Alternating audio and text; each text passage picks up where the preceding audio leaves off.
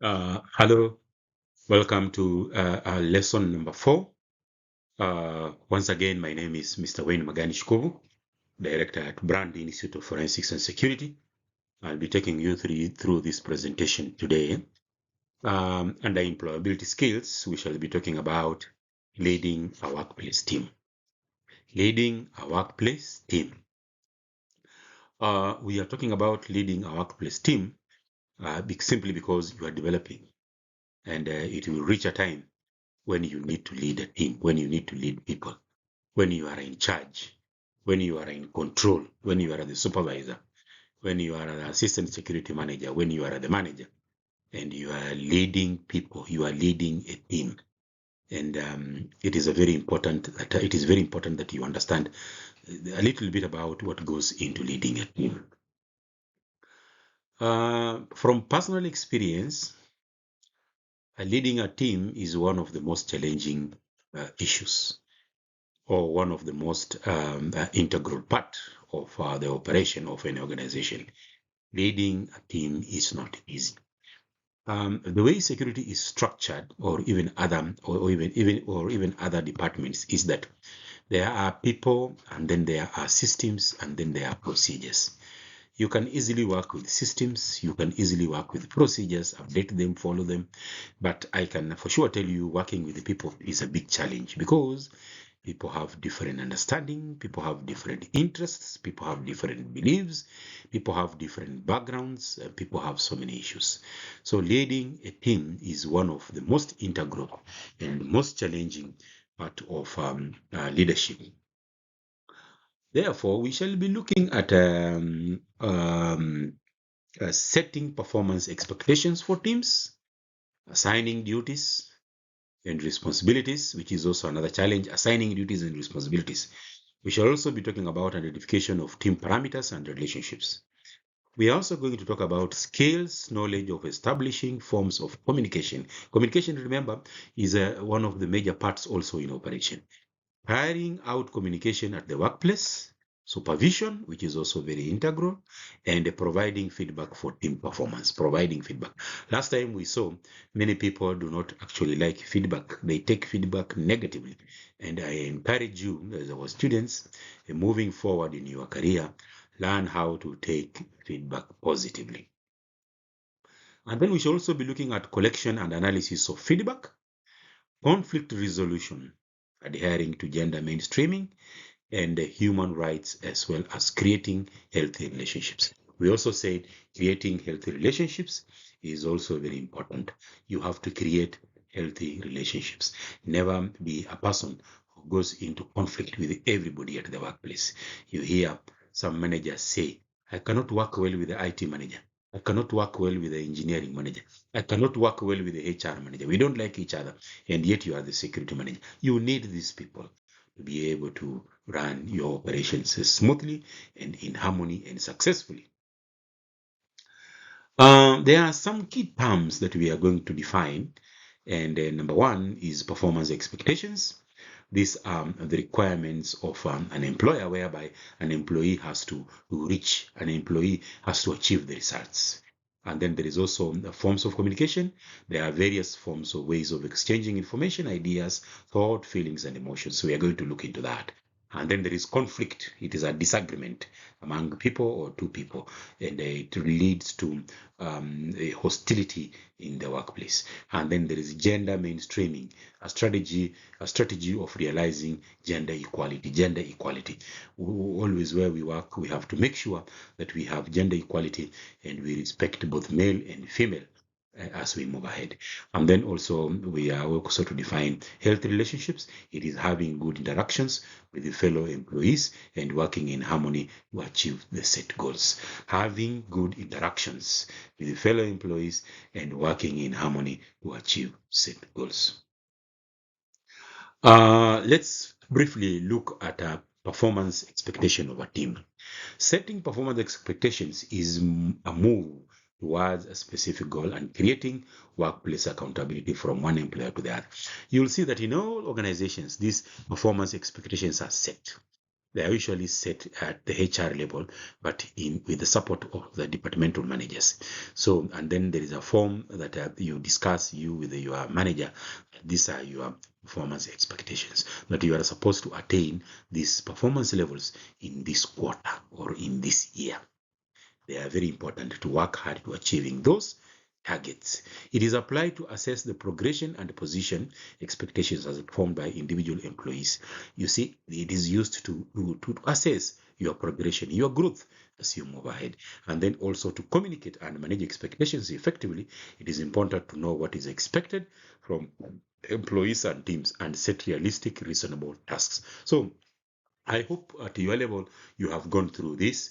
You have seen performance set targets set at your workplace.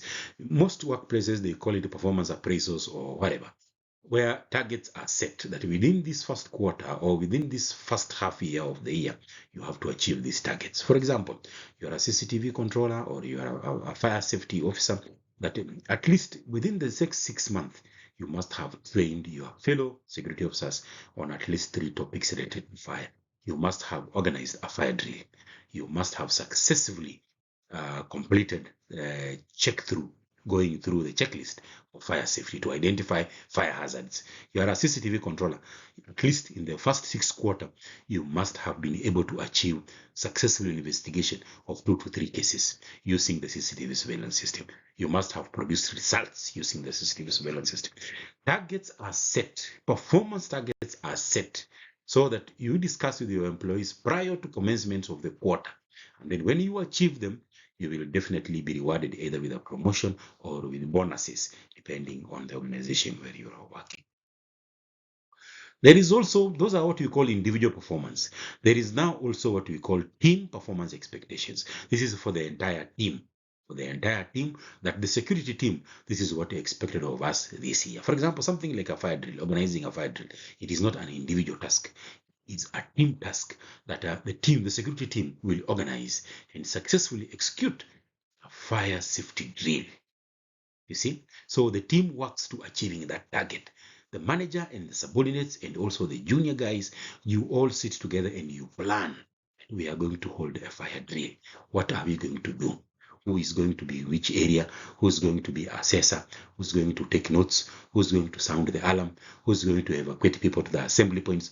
Who is going to ensure that head count is being conducted? That is what we call a general team performance expectation. They are shared expectations. They are behaviors that occur while the team accomplishes said tasks. There are for the team to be productive and work cohesively. That is a team performance. Each member of the team should be accountable for the following: respect each other and be cautious, be flexible about job and task assignment, ask for help when needed, work safely together, be motivated and reliable, and share ideas for improvement. All that goes into one word that we call teamwork. For you to be able to achieve your set performance targets for the team as a whole, you must work in harmony. You must work together. You must work with your fellows. You must work as a team for you to be able to achieve what is expected of you. Briefly, we look at how team performance expectations are set. Setting expectations for our team for excellent performance, communicating clearly about the specific tasks being assigned, results that should be accomplished, the degree of accomplishment, the expectation of each step, and how it will be monitored.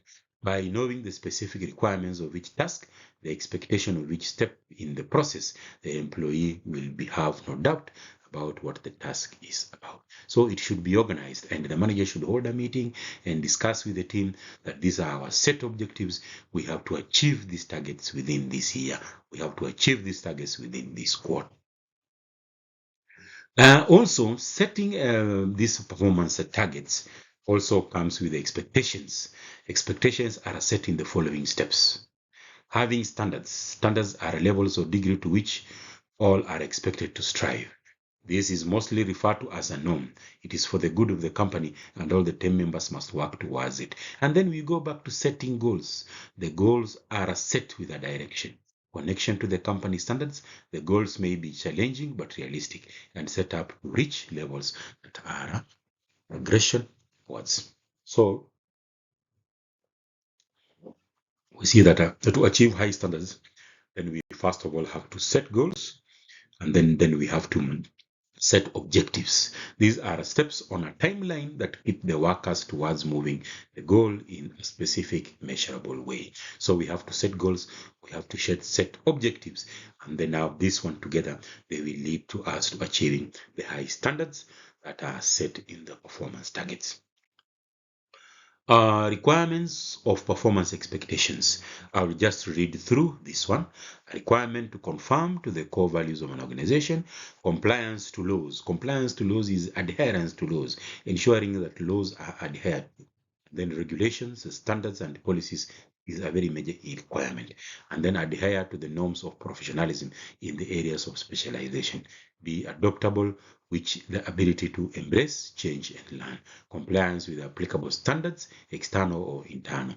And then high standards of work produced by the team. So those are some of the requirements for performance expectations. High standards of work produced by the team, compliance with applicable standards, external and internal, and then compliance to laws, regulations, standards, policies as required.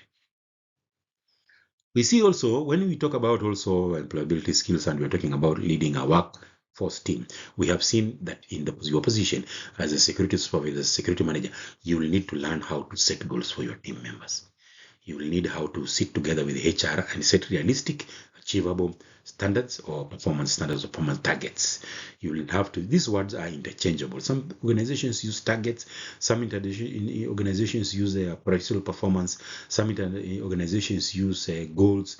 They are all the same thing, that it is a way we set a target that you have to achieve this within a certain period. So, you in your position as a supervisor or as a leader, then you have to know how to assign duties and responsibilities. It is also a very major issue because some people assign duties and responsibilities in unfair way until you hear the discontent in the team that people are complaining. I'm usually given the hardest work to do, and the rest are given the easiest work every month. So you should be fair. You should be fair. You should be just. You should understand what we call gender mainstreaming, that we have females in the team and we have men in the team, and they have different capabilities. You should understand your team, which is the capability of each individual, and what can they achieve and what can they not achieve, and how do I develop those who cannot achieve their targets to achieve them. So assigning duties and responsibilities is very important. This means putting a person in charge of tasks. When team leaders assess the scope of feasibility of the work assigned to the team, the primary consideration is the strength of each team member. I've just said that. Assigning roles and responsibilities improve the work of the team in the following ways. It improves productivity. Assigning duties improves productivity. It improves morale. It improves efficiency. So assigning duties and responsibilities improves productivity. I cannot even talk about it. Improves morale. It improves also efficiency. This lists who is in charge of which task and when the specific portion of the work is expected to reach completion. Assigning duties and responsibilities has got advantages, which is morale, efficiency, and also achieving whatever is supposed to be done, productivity. There is also what we call delegating. I think in the future we shall look at it in detail. Delegating. I think if I get time, I'll come up with a separate little slides. Just talk about delegation because most people do not understand this word delegation. Delegation actually means you identifying what needs to be done and identifying who is capable of doing this work and then delegating the work. And not every work can be delegated. Delegation means giving the work that you're supposed to do to somebody else to do it in the interest of growing this person, in the interest of developing this person, in the interest of training this person, and also in the interest of making work easier for you. Because as a leader, you cannot do everything. There are some tasks you need to delegate so that people are working. So number one thing to understand about delegation is that not all work can be delegated. A leader has to determine which duties and responsibilities can be assigned or delegated. You have to determine which duties and responsibilities can be assigned or delegated. For example, You are the leader, you are the manager, and your responsibility is to attend morning briefings every day.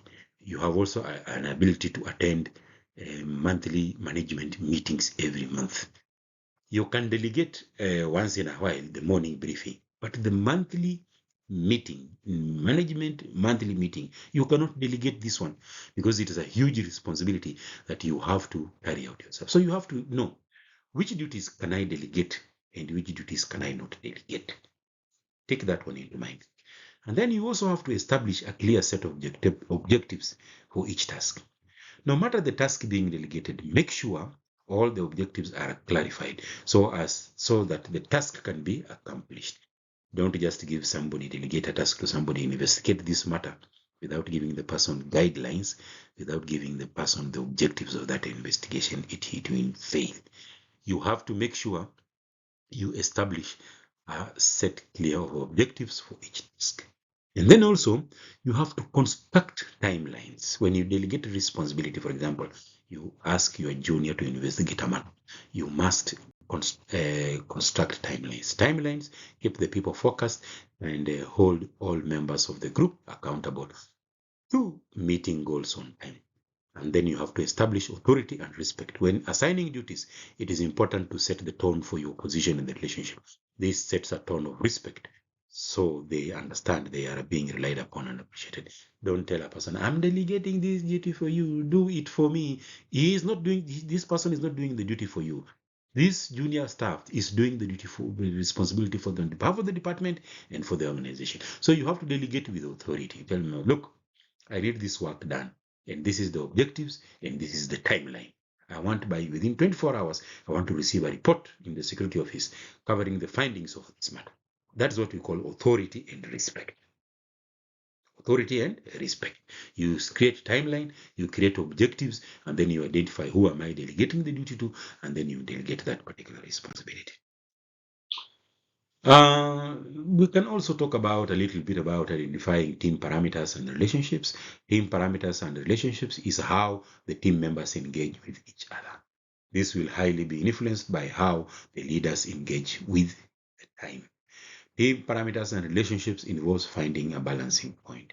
In order to achieve this, a team leader shouldn't lead a team too highly or too loosely. Should not lead a team too highly, meaning you should not be very harsh or very strict or these kind of things. And also too loosely. You should not be, when you are a leader, you should not lead a team too loosely. You have to strike a balance in the team. The relationships, you have to strike a balance, because if you are too hard, you have seen heard of some organizations where people resign because they cannot work with a particular manager, that he's just too much. He cannot even listen to you. He cannot even give you a chance to develop. He cannot give you even the opportunity to learn things. You see, that is what we call being too harsh. And being too loosely is just, you are just there. You don't even know what the team members are doing each day and each month is going, and you are the person who's in charge. So don't lead a team too harshly and don't lead a team too loosely. That is what we call identifying team parameters and relationships. Identify team parameters and relationships so that you strike a balance. Then, okay, a little bit of ways to finding a balance point in the team. Encourage discussion, but not too much of it. Discussion and exchange of ideas allow for greater creativity and innovation. Through dialogue, a team expands its problem-solving capability. Celebrate the collective and recognize the individual. Celebrate the collective and recognize the individual. Team leaders have to maintain a sense of who contributes what to the team, and then give autonomy but define parameters. The team should know the general direction where it is heading and trusts everyone enough to carry on. So celebrate the collective and recognize the individual. Give autonomy but define parameters. Encourage opposing views, but be aware of obstructions. Opposing views are important in energizing teams and stimulating creativity. However, there is a thin line between well-meaning critics and obstructionist rhetoric. There are people who come up with obstructionist rhetoric. They critique your work. They critique your work. They critique your work, but not constructively. not to build you or to advise you, but they critique your work negatively to fade you, to sabotage you as a leader. You must be watchful of these people. So encourage opposing views, but be aware of obstructions. And then by keeping the above ways in mind, a leader can hit the balance between loose and tight leadership. If the balance is achieved, the parameter and the relationship with the team is identified. So keep those in mind, encourage your opposing views as you continue, but be aware of whatever is happening in the team and the dynamics, because again, all teams are different. You go to Safaricom, their security team is different. You go to Air Kenya, their security team is different. You go to Masai Mara Lodge Camp, their security team is different. Dynamics different. So you have to understand the differences and you have to know how to move along with time.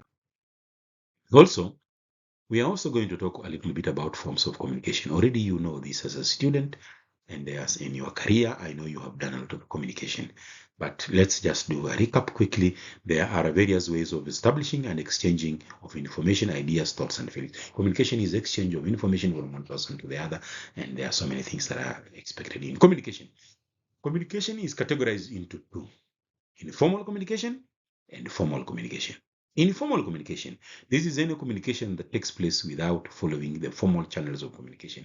It is often referred to as grapevine, as it spreads without the organization and in all direction, without any regard to levels of authority. Informal communication, this is communication that takes place without formal, just people talking, informal. People just talking in the canteen, in the resting area. They're exchanging information about work. Oh, this and this happened. We should be careful of this. That's what we call informal communication. And then there is formal communication. Formal communication is official communication. And this is what we say, formal communication. This is the type of communication that flows through official channels designed in the organizational structure. It may take place between a superior and a subordinate and a superior, or among the same cadre of employees or managers. So formal communication is official communication. When you are writing an email to the general manager regarding a particular matter, that is formal communication. When you are writing a request to the HR for an additional manpower, that is formal communication. When you are writing to the finance department to look into your budget, that is what we call formal communication. So formal communication is official communication. Informal communication is unofficial communication. People just talking within the organization about daily operations related to work, but it in a formal way. Formal communication can be classified again into two. Formal communication can again be classified into two. There is vertical communication. As the same name suggests, information flows vertically upwards or downwards through formal channels. Downward communication flow is communication from superior to subordinate, while upward communication flows from the subordinate to a superior. So that is vertical. Up, down. You are discussing with your supervisor, then your manager, then your general manager. General manager is talking to your manager, then to your supervisor, then to you. That is the vertical communication. Then horizontal. This occurs between members of equal rank or positions, like between heads of departments or units. It helps maximize achievements of the set goals. For example, the security manager, you are talking to the finance manager. Finance manager is talking to HR manager. HR manager is talking to sales and marketing manager. That is what we call horizontal communication. Or you, two supervisors, you are talking between each other. That is what we call horizontal communication. So just keep in mind, formal communication is classified into two: vertical communication and horizontal communication. Carrying out communication. Carrying out communication.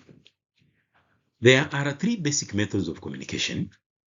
Three basic methods of communication. Please write this one down. Written communication.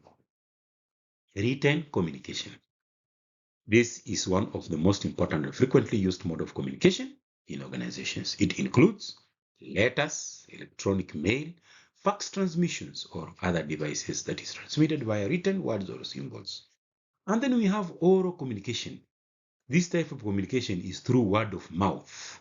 This can be in meetings or in any other event. So there is written, and then there is oral.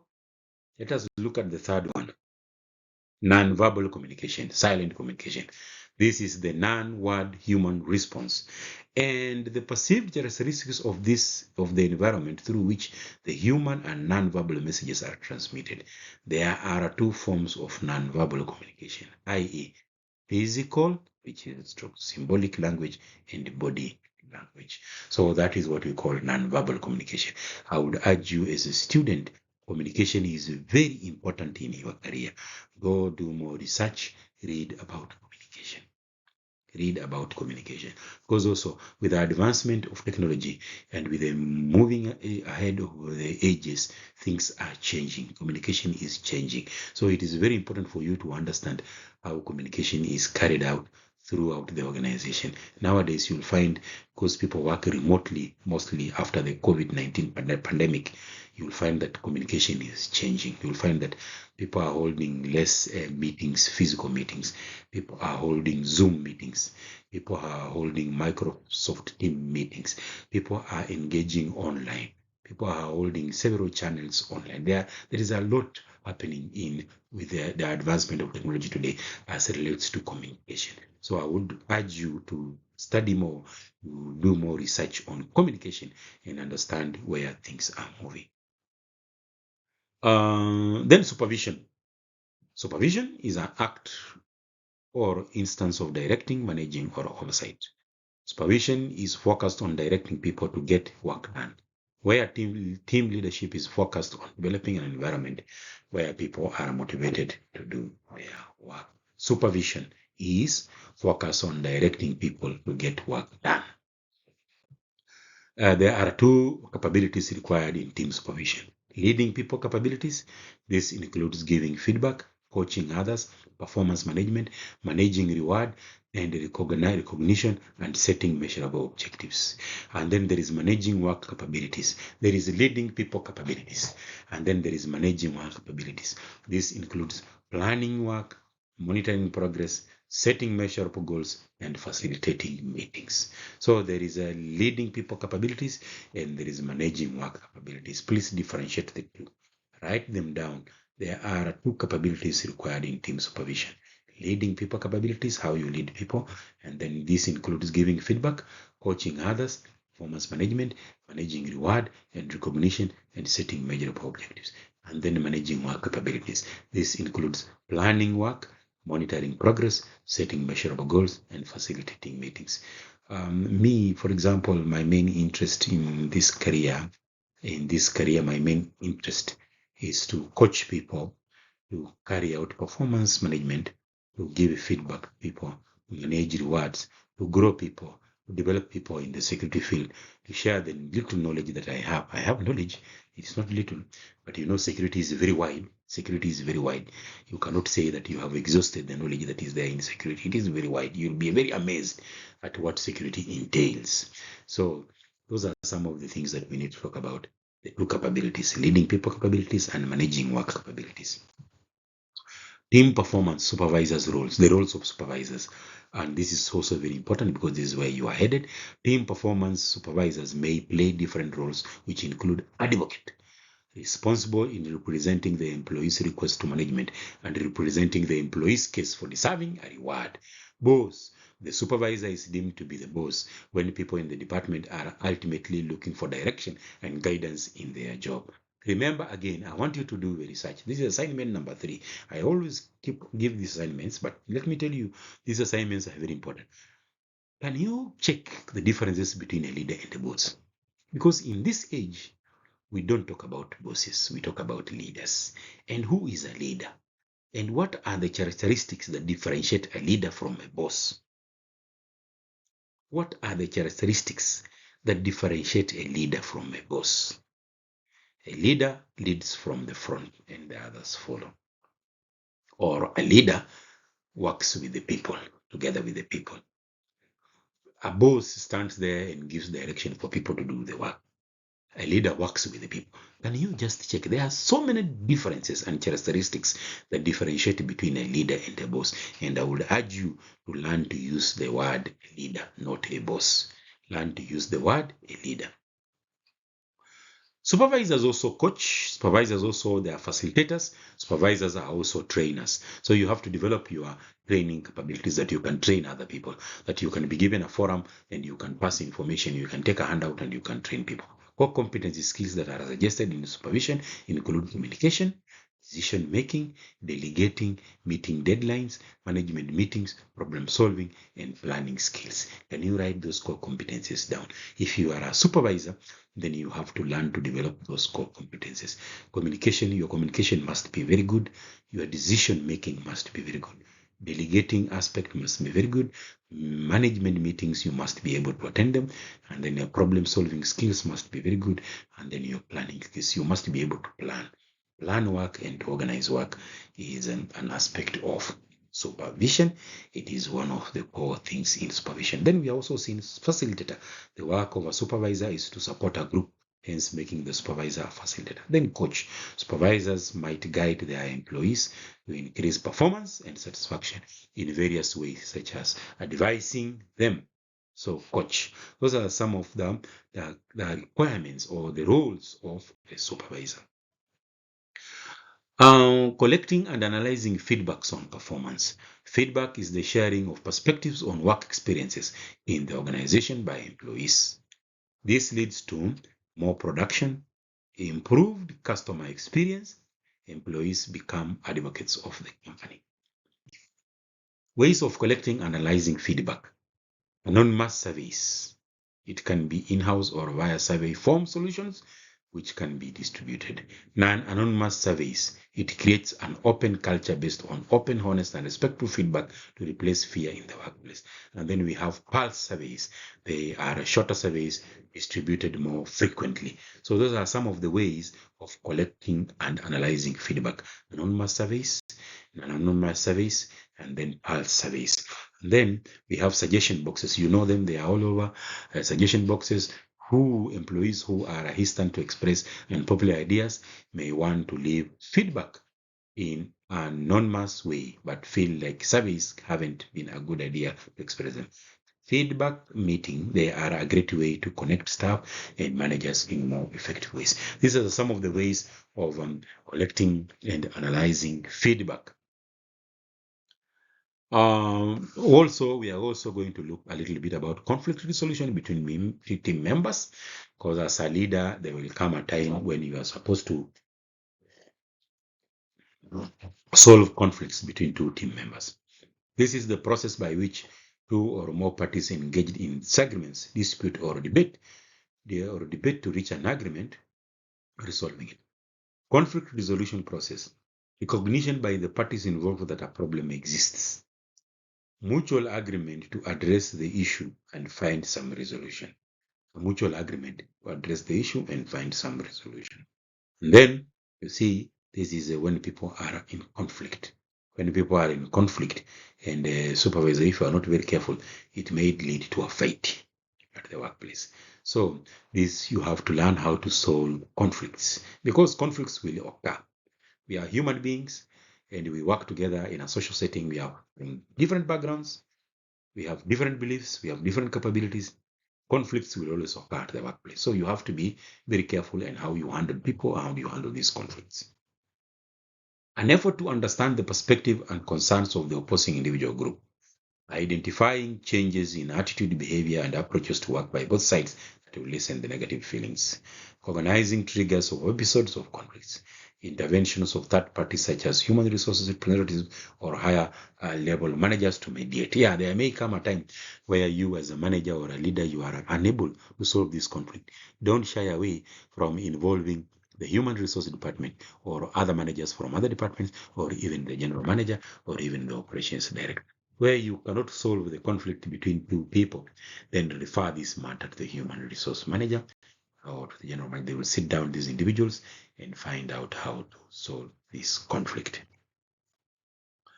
Conflict resolution between team members, a willingness by one or both parties to compromise. There must be a willingness by both parties to compromise, or one or both parties to compromise. Agreement on a plan to address differences. Monitoring the impact of any agreement for change. Disciplining or terminating employees who resist diffusing conflicts. Yeah, there comes a time where discipline and also including termination may be applicable to employees who resist to diffusing conflicts. And then some conflicts are essentially arbitrary, which means it doesn't matter who wins, only that the problem is relieved. everyone who can get back to work. Conflict is a normal occurrence in a workplace, hence need to resolve them. It's a normal occurrence at the workplace, hence we need to keep resolving them. Undertaking gender mainstreaming, I'll say very few words here. It is balancing, remembering that we have different genders and the different genders work differently, think differently, operate differently. We have to remember this. It is a strategy towards realizing gender equality. Gender mainstreaming requires both integrating a gender perspective to the context of the different policies and addressing the issues of representation of women and men in the given policy area. People in decision-making positions can make a particular difference as they have more power to introduce changes. The changes introduced, they should at all times distribute them across both genders in a balanced way. Gender mainstreaming is balancing, remembering that we have different genders in the team and how do we integrate everybody into the team so that the work is done in harmony. Also, human rights, I'll also say very few words there. Human rights are basic rights of each human being of independent of race, sex, political affiliation, religion, social status, or any other character.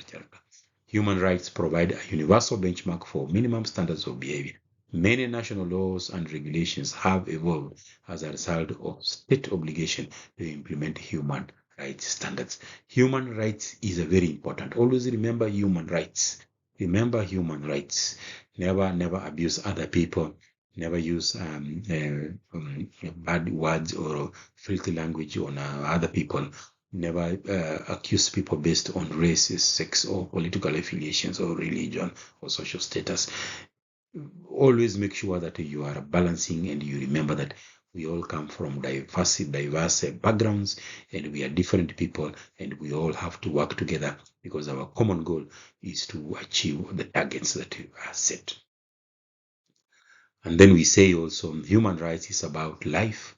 It's no torture, a fair trial, is free elections, is a marriage, no discrimination, education, no death penalty, and respect for private and family life, and respect for freedom of expression, respect for protection of property. These are some of no slavery or forced labor, life. These are some of the issues that we call human life, human right. So if you are a leader in a particular organization, you are a supervisor in a particular organization, you are a manager in a particular organization, you must be able to observe human rights. Respect other people, respect other people, respect other people. That is all I can say. Human rights is very important because if you don't, you are likely to find yourself in potential. If you don't observe human rights, you are likely to find yourself in a very dangerous position. That is why we talk about employability skills. For you to remain in employment, you have to respect human rights. For you to remain relevant, for you to grow in your career, for you to grow as a security professional or as a professional in any other field that we are training today, IT department or even sales and marketing, you have to remember human rights are very important. Also, businesses must also observe such laws in all countries and jurisdictions in which they operate. If the human rights are not adhered to, it is against the law and action should be taken against those not adhering to them. You hear? Action should be taken against those who are not adhering to human rights. And then developing and maintaining healthy relationships. We have spoken about that. It is having a good interaction with the fellow employees and working in harmony to achieve the set goals. Developing a work relationship involves actions that create positive, empowering, motivational work environment for people. It also entails helping other employees to achieve their greatness. Develop healthy relationships. I can tell you for sure, don't be the kind of manager or don't be the kind of supervisor who has a conflict with everybody in the organization. That is totally wrong. Develop positive relationships. Work well with other people in the neighborhood, in the police force, in the government, wherever you go, work well with other people. You will see a very positive growth in your career through the networking you will be creating, that you are a respectable person and you know how to develop good working relationships and you work with the people well. Security, we usually say be strict, but in a very humble way. Okay, in a very humble way. Develop good relationships with other people. And then finally, at the conclusion, we shall say at the end of the unit, the trainee is equipped with knowledge and skills that enable them to set and assign duties. Set and assign duties. Setting and assign duties, we talked about prioritization, looking at the strength, who can do what well, looking at timelines, what is the timeline, looking at the objectives of the job that is supposed to be done. That is about setting and assigning duties and responsibility to teams. And we said be fair, be equal, and then remember gender mainstreaming. And then we say establish forms of communication. We said communication is done through informal communication or formal communication. We talked about all those. You have to learn how to use systems in order of communication. You have to grow yourself. How do we use emails? How do we use Outlook? How do we use Microsoft Teams? Because that is where leaders communicate, how leaders communicate. And then also analysis of feedback. And then we said carry out work plus communication. And then also we said the trainee is also acquired with the skills and ability and knowledge in conflict resolution. We said it is very important because conflicts will always exist. And then gender mainstreaming. And then we said finally adherence to human rights. It is very important. And then we said establishing healthy relationships. Always establish healthy relationship at your workplace. Don't be the type of person, type of supervisor who has a problem with everybody else. It makes work very difficult. Develop healthy working relationships. Thank you very much. We will meet again for lesson 5. I think we are going to cover ground properly this weekend so that the lessons that we had not covered properly, we need to cover them.